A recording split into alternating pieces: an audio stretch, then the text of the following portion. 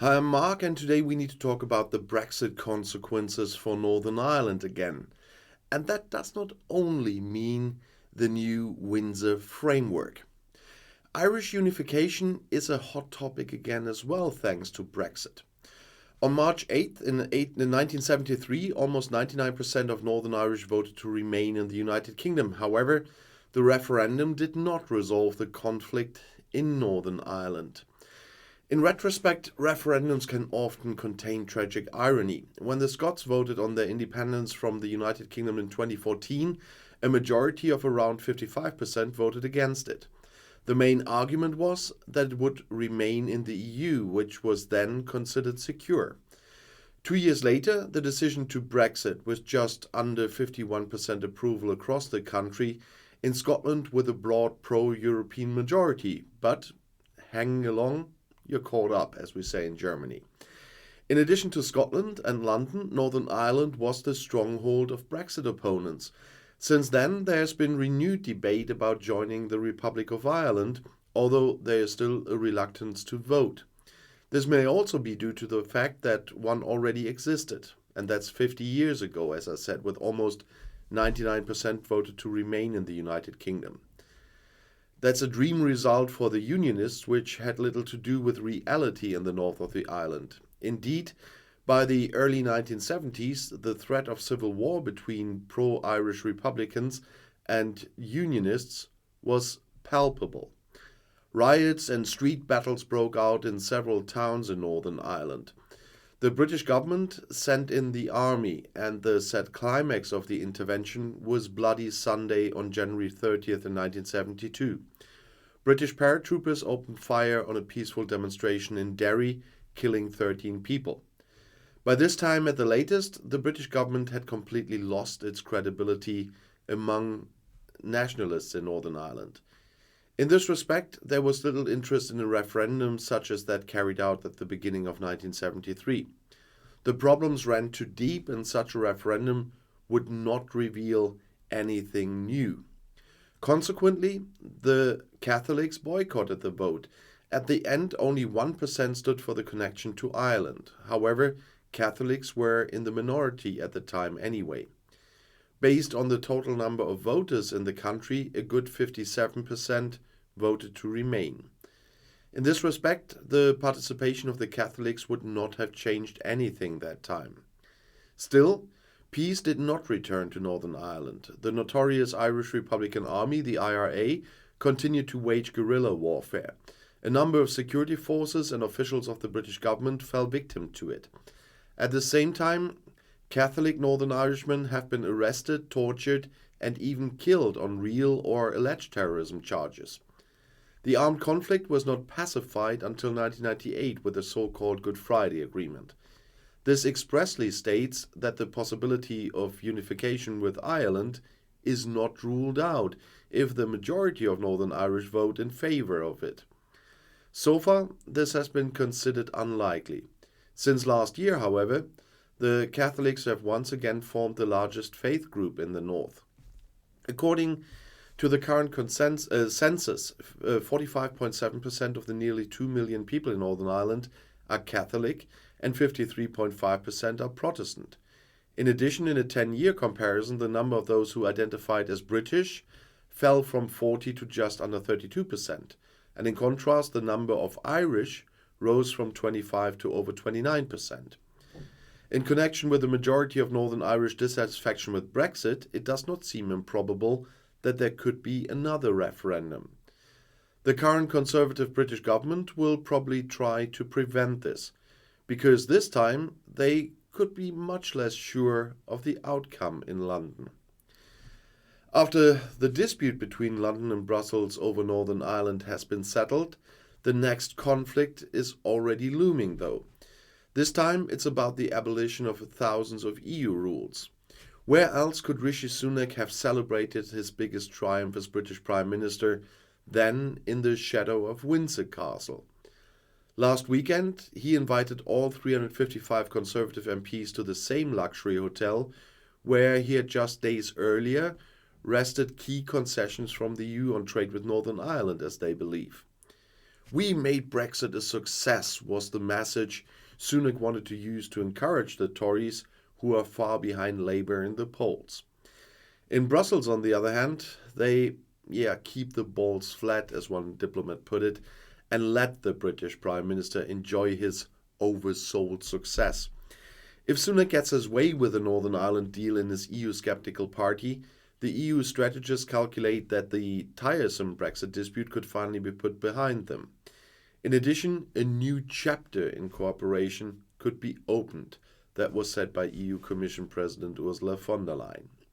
However, that could soon turn out to be wishful thinking, because the next collision between London and Brussels is already foreseeable. By the end of the year, the British government wants to either change more than 3,000 laws and rules from the time of EU membership, or, should the short time not be sufficient for this, they are automatically deleted. This is what the so-called retained EU law bill, which has already been introduced in Parliament in Westminster, wants. I talked about this in another video already. The wave of deregulation is being celebrated in London as Brexit dividend, with which one can finally free ourselves from the shackles of the EU. Well, therein lies the unspoken threat of undermining EU standards, for example in the case of genetically modified food, in order to gain a competitive advantage.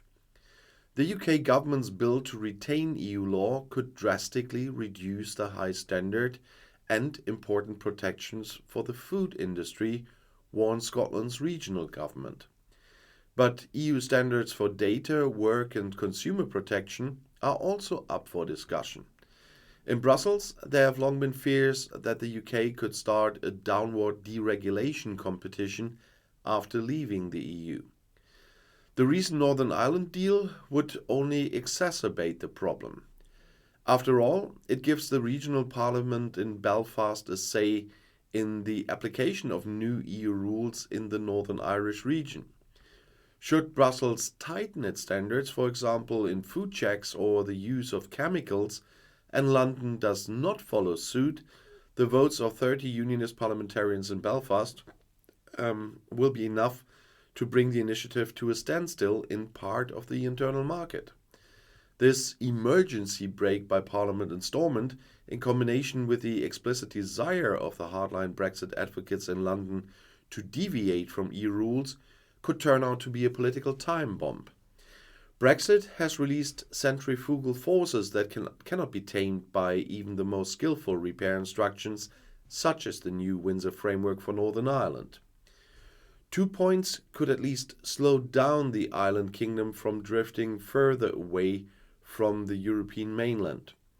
The great time pressure with which the government wants to cram the purgatory for EU law through Parliament not only overwhelms the state bureaucracy, it also unsettles companies, regulators and investors.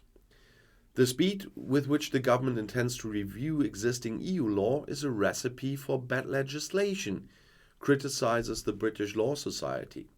And the UK Chamber of Commerce is already calling for an extension to 2026.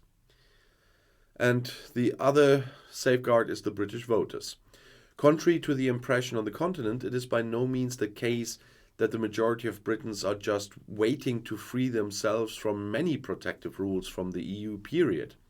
For example, the prospect of a trade deal with the US has raised fears that the UK may soon be eating food imports containing chemical additives that are banned in Europe. And it's not just about the infamous chlorine chickens. And that is a point why the EU and the USA still don't have a trade deal. Because there are a lot of things that we just don't want here in the EU and on our food. And that's why it's taking quite some time. And it has not so much to do with the US IRA, the legislation that is bringing subsidies to green technology that's causing a lot of trouble between the EU and the USA at the moment.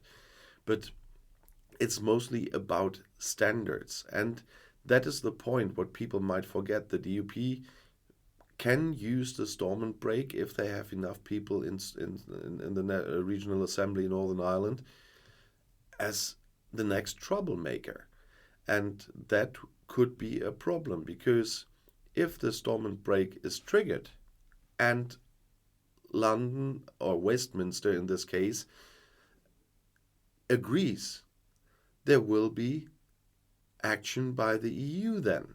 Because if this break is triggered, the remaining of Northern Ireland in the EU single market is at stake.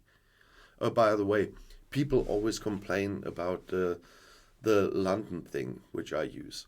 That is an outside view here from Germany. And in Germany, it is a common habit. If you mean a country, I'll talk about a country and the relationship, the diplomatic relationship between two countries or something like this. We here use the name of the capital in this context. We don't say the UK all the time. We say London does, Berlin does. That is what we do when we talk about the leadership of the, in our case, federal government, in the UK, the government, the British government. Or if I talk about France, I would say Paris and London and something like this. This is just typical, and that is, it is a German channel, so you will have to live with that habit. That's how we do it. And I give you an outside view. I never claimed that I am British. And so just get used to it. I will always do that. That is our custom, and that is what I still use on this channel. And it's not a big problem to differentiate there. You know, when I talk about a difference between London and Brussels, it will not be the mayors, because especially those two mayors, don't have that much to discuss about in a not so friendly way. But still, there's a lot we have to discuss in the next few years. I'm absolutely sure about this. Not only about Brexit, but also. And I'll see you in my next video. I'll be back.